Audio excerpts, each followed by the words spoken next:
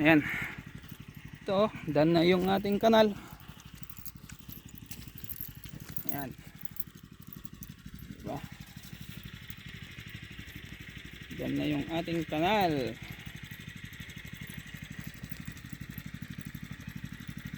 So ready na siya na ma-sprayan ulit. Yan, nakanalan na natin lahat yan dito sa green beans. Ito naman yung kidney beans yung ginamit natin. Yan. Done na ang kanal. Diba? Ayan na yung beans natin, oh, sa taas na, oh.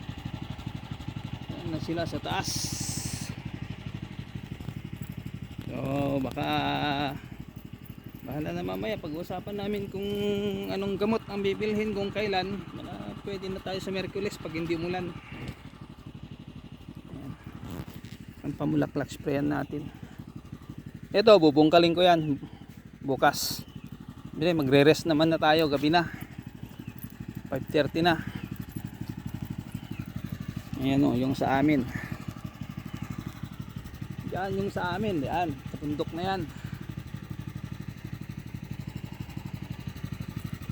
Diba? Okay na kahit umulan ng malakas, lalabas na yung tubig papunta ron, no? Yan, yan ang tumulong sa atin, yan. Diba? Yan ang green beans natin, no? Konti na lang, nasa taas na rin, no? Halos 70% sa green beans malapit na sa taas. Yung beans natin 80% na sa taas na. Yung ganyan, no, pataas na siyang ganyan, no.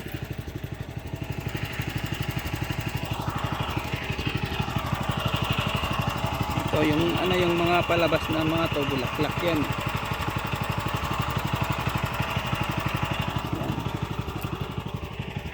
Ito naman yung pangawang tanim, di pa. Pero itong nauna, siyempre mas maano yung bulaklak yan. Yun ang lalabas. Ganyan, oh, yan. Bulaklak yan.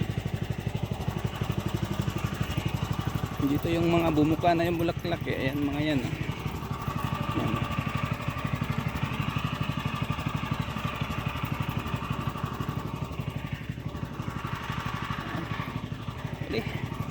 At gagabi na tayo, uwi na tayo, uwi pa natin yung makina. Kailaw na dyan, oh. So muli, salamat. Bye bye. Done na tayo dito sa garden 2. Susunod natin yung garden 5. Bye na po.